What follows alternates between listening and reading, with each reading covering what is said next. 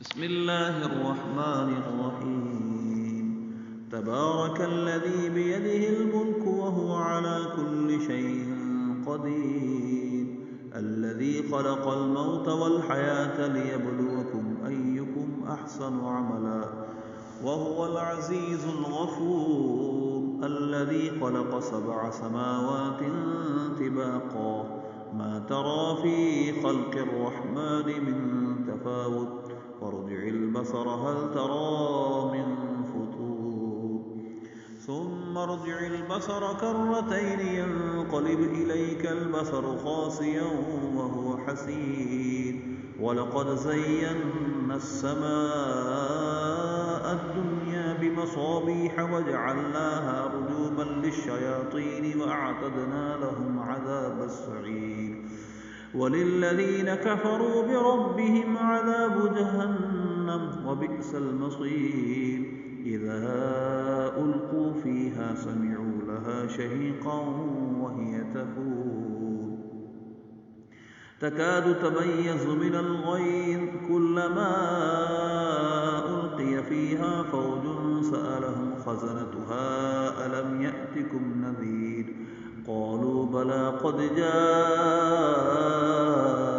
نذير فكذبنا وقلنا ما نزل الله من شيء إن أنتم إلا في ضلال كبير، وقالوا لو كنا نسمع أو نعقل ما كنا في أصحاب السعير، فاعترفوا بذنبهم فسحقا لأصحاب السعير. إن الذين يخشون ربهم بالغيب لهم مغفرة وأجر كبير، وأسروا قولكم أو اجهروا به إنه عليم بذات الصدور، ألا يعلم من خلق وهو اللطيف الخبير. هو الذي جعل لكم الأرض ذلولا فامشوا في مناكبها وكلوا من رزقه وإليه النشور. أأمنتم من في السماء أن يخسف بكم الأرض فإذا هي تمور، أم أمنتم من في السماء أن يرسل عليكم حاصبا، فستعلمون كيف نذير. ولقد كذب الذين من قبلهم فكيف كان نكير. أفلم يروا إلى الطير فوقهم صافات ويقبض ما يمسكهن إلا الرحمن إنه بكل شيء بصير. أمن هذا الذي هو جند لكم ينصركم من دون الرحمن إن الكافرون إلا في غرور.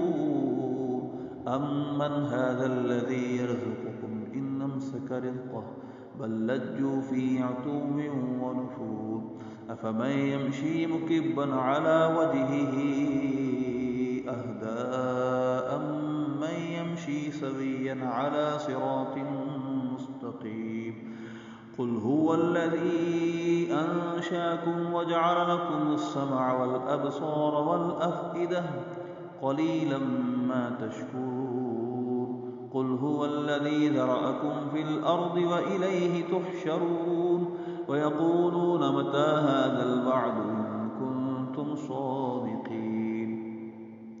قل إنما العلم عند الله وإنما أنا نذير مبين. فلما رأوه زلفة سيئت وجوه الذين كفروا وقيل هذا الذي كنتم به تدعون. قل أرأيتم إن أهلكني الله ومن معي أو رحمنا فمن يجير الكافرين من عذاب أليم. قل هو الرحمن آمنا به وعليه توكلنا فستعلمون من هو في ضلال مبين. قل أرأيتم إن أصبح ماؤكم